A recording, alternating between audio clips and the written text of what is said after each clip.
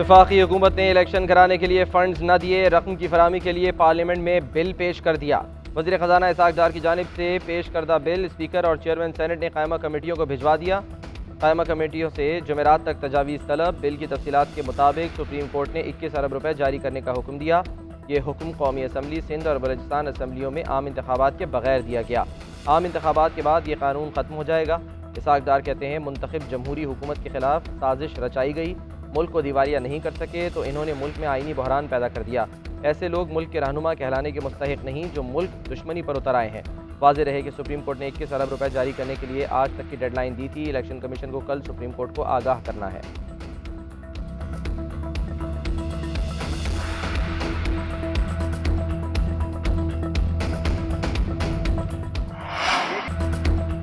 हुकूमत ने इलेक्शन के लिए रकम ना दी तो तौहीन अदालत लगेगी। शहबाज शरीफ के साथ भी वैसे ही किया जाए जो साबिक़ वज़ीर आज़म यूसुफ रज़ा गिलानी के साथ किया गया। शाह महमूद कुरैशी ने बता दिया। वाइस चेयरमैन तहरीक इंसाफ का कहना है कि वज़ीर आज़म काबीना के पीछे छुपते हैं और काबीना पार्लियामेंट के पीछे। सेक्रेटरी फाइनेंस अदालत में पेश नहीं हुए और अब वो रुखसत पर चले गए हैं। जो आइन और कानून को समझते हैं वो इनके आलाए कार नहीं बन रहे। फवाद चौधरी ने कहा कि सुप्रीम कोर्ट का हुक्म है कि इलेक्शन कमीशन आज फंड रिलीज की रिपोर्ट जमा करवाए। वज़ीर आज़म और काबीना ने इस हुक्म को जूते की नोक पर रखा है। इन्होंने अपनी तशरीह निकाली है कि पार्लियामेंट भेज दिया है।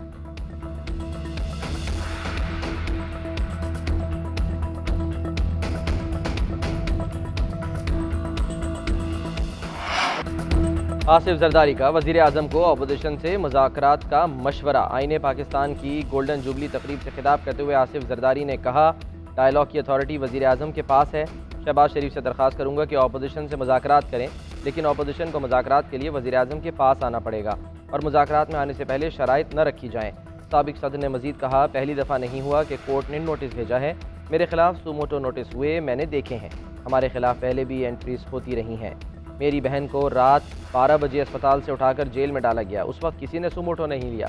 मोहतरमा बेनज़ीर भुट्टो की शहादत के बाद मैंने पाकिस्तान खपे का नारा लगाया। आइन को कुछ नहीं होगा, हम किसी को आइन से खिलवाड़ नहीं करने देंगे।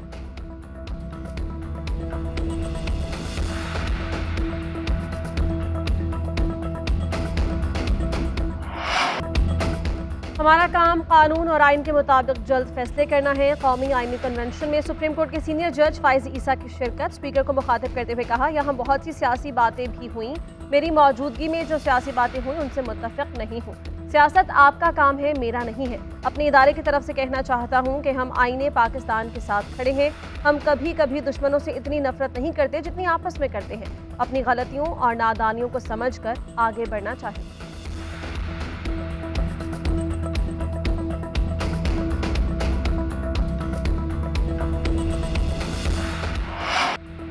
दस साला डॉक्टराइन को 3 साल में घर भेज दिया। हम समझते थे कि अदम एतमाद हो गया, हम कामयाब हो गए, साजिश खत्म हो गई, लेकिन हम गलत थे। साजिश आज भी चल रही है। जो साजिश में शरीक थे वो आज भी आला अदलिया में मौजूद हैं। ये 4 जजेस के फैसले को अक़लियत में साबित करना चाहते हैं। अदलिया और पार्लियामान के साथ खेला जाने वाला खेल अवाम बर्दाश्त नहीं कर सकते। वज़ीर ख़ारजा बिलावल भुट्टो का आईने पाकिस्तान की गोल्डन जुबली की तकरीब से खिताब। मज़ीद कहा, मुल्क में एक और जगह है जो इदारा नहीं है, इदारा कहा जाता है और वज़ीर दिफा ख्वाजा आसिफ के मातहत है। यहाँ भी साजिश थी, जहाँ मेरिट का कत्ल होना था। मेरिट का कत्ल करते हुए किसी को इस पर 10 साल मुसल्लत करना था। यहाँ सिलेक्टेड वज़ीर आज़म होता, वहाँ सिलेक्टेड चीफ जस्टिस होता, सिलेक्टेड आर्मी चीफ होता, पाकिस्तान में सिलेक्टेड मार्शल लॉ कायम होता। दुनिया को बताते हम जमहूरी आइनी मुल्क हैं। असल मुकमुका ये था।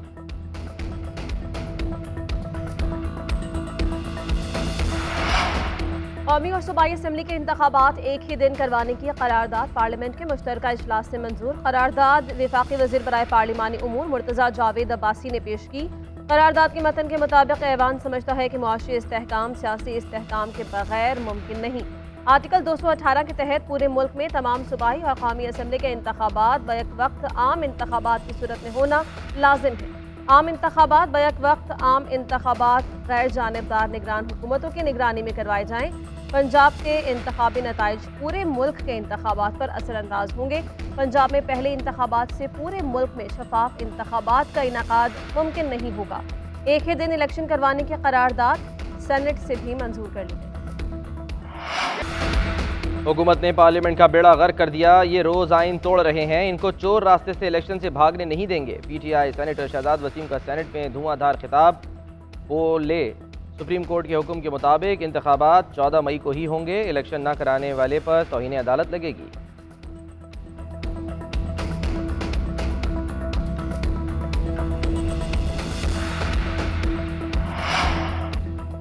Supreme court practice and procedure bill parliament के मुश्तरका इजलास से कसरत राय से मंजूर। तहरीक इंसाफ के सेनेटर्स का ऐवान में एहतजाज, बिल की कॉपीज फाड़ दी, स्पीकर डाइस का घेराव करके नारेबाजी की। आजम नज़ीर तारड़ की जानिब से पेश करदा बिल में MNA शिजा फातिमा ख्वाजा ने तरमीम पेश की, जिसकी वज़ीर कानून ने हिमायत की। तरमीम के मुताबिक कानून मंजूर होने के बाद जजेस कमेटी का पहला इजलास क़वायद व ज़वाबित तय करने के लिए बुलाया जाएगा।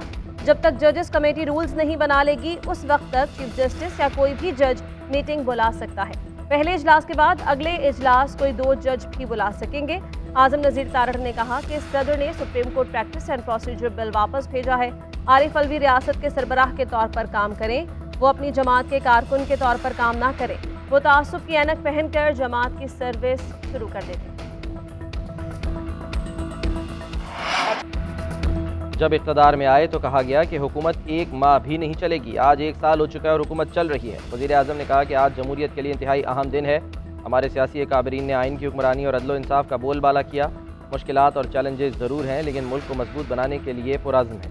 वज़ीर आज़म शहबाज शरीफ ने ऐवान में आइन की गोल्डन जुबली की करारदाद पेश की। करारदाद मुतफ़िक़ा तौर पर मंजूर। 10 अप्रैल को यौम दस्तूर मनाने का ऐलान।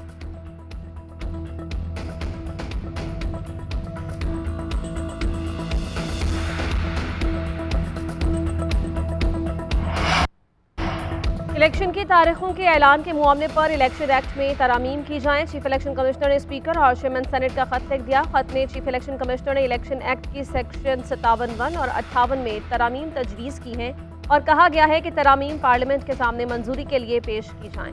सिकंदर सुल्तान राजा ने 57 में तरमीम तजवीज़ की कि इलेक्शन कमीशन आम इंतखाबात की तारीख या तारीखों का ऐलान करेगा। तरमीम के तहत इलेक्शन कमीशन हल्कों से नुमाइंदे मुंतखब करने का कहेगा। तजवीज़ किया है कि इलेक्शन कमीशन इंतखाबात नोटिफिकेशन के बाद इलेक्शन प्रोग्राम में तब्दीली कर सकेगा। मुजव्वज़ा तरमीम के मुताबिक इलेक्शन कमीशन नई पोलिंग तारीख के साथ नया इलेक्शन प्रोग्राम भी जारी कर सकेगा।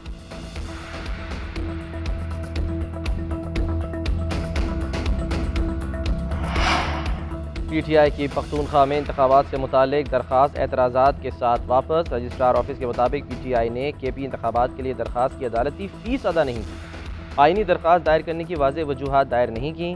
PTI की दरख्वास्त में सफ़ात वाज़ेह नहीं है। PTI की KP इंतखाबात से मुतालिक दरख्वास्त एतराज़ात के साथ वापस की जाती है।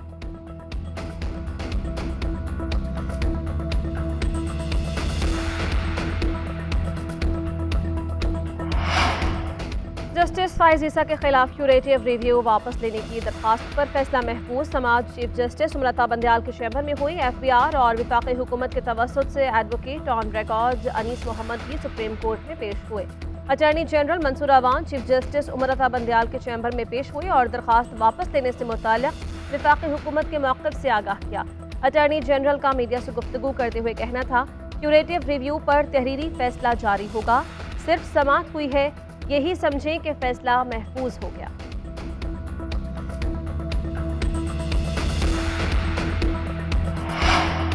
लाहौर हाईकोर्ट ने क़याम पाकिस्तान से 2001 तक तोशाखाना का मुकम्मल रिकॉर्ड तलब कर लिया। फरीक़ैन को 17 अप्रैल के लिए नोटिस जारी। जस्टिस रज़ा कुरैशी ने रिमार्क्स दिए, वफाकी हुकूमत की अपील से क्या ऐसा नहीं लगता कि जो है वो भी लुटाने आ गए, अब तो मामला इससे आगे जाना है।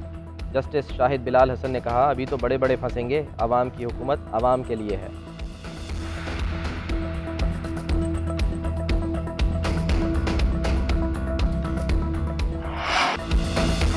मरीम नवाज का निजी टीवी एंकर को दिया गया इंटरव्यू एक बार फिर सोशल मीडिया पर वायरल। इंटरव्यू में एंकर का मरीम नवाज से ज़ेर इस्तेमाल गाड़ी से मुताल्लिक़ सवाल। मरीम नवाज अपने ज़ेर इस्तेमाल रहने वाली गाड़ी से लाइल्म निकली।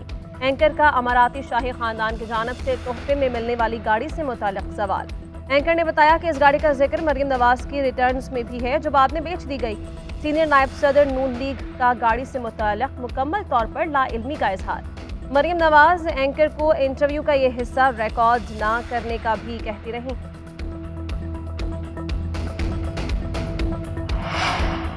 चेयरमैन तहरीक इंसाफ इमरान खान का SHO आमिर शहजाद के अचानक इंतकाल की तहकीकात का मुतालबा। ट्वीट किया कि आमिर शहजाद ने मुझ पर वजीराबाद में होने वाले कातिलाना हमले की FIR दर्ज कराई थी और GIT की जानिब से इंक्वायरी की जा रही थी।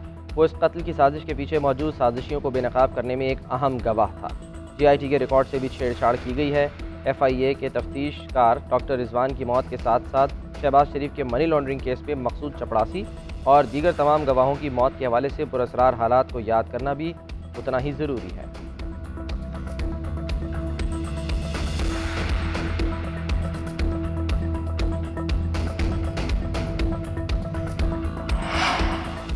PTI रहनुमा शाह महमूद कुरैशी को ATC से रिलीफ मिल गया। थाना खन्ना में दर्ज 2 मुकदमात में 29 अप्रैल तक जमानत मंजूर। दौरान समाज शाह महमूद कुरैशी ने मौक़िफ़ इख्तियार किया कि कभी किसी को उकसाया, ना ही 40 साल में ऐसा कोई हुक्म दिया। प्रोसिक्यूशन से हलफ लें कि इल्ज़ामात सच्चे हैं।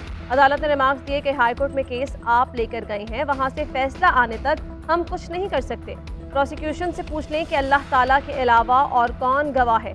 महमूद कुरैशी ने अदालत में बयान दिया कि मैं जाए वक़वा पर मौजूद नहीं था, जिस पर जज ने रिमार्क्स दिए कि क्या मालूम आपकी रूह जाए वक़वा पर मौजूद होगी। रिमार्क्स पर कमरा अदालत में कहकहे गूंजे।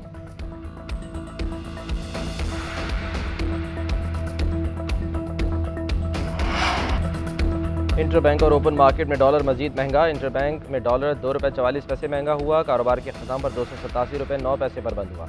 ओपन मार्केट में डॉलर का भाव ₹1.50 इजाफे से ₹293 है। उधर आलमी मार्केट में सोना सस्ता। पाकिस्तान में फ़ी तोला कीमत में बड़ा इजाफा। फ़ी तोला कीमत में ₹3100 इजाफा। सोने की फ़ी तोला कीमत ₹2,17,700 हो गई। दूसरी तरफ पाकिस्तान स्टॉक मार्केट में मंदी का रुझान। इंडेक्स में 213 पॉइंट्स की कमी रिकॉर्ड।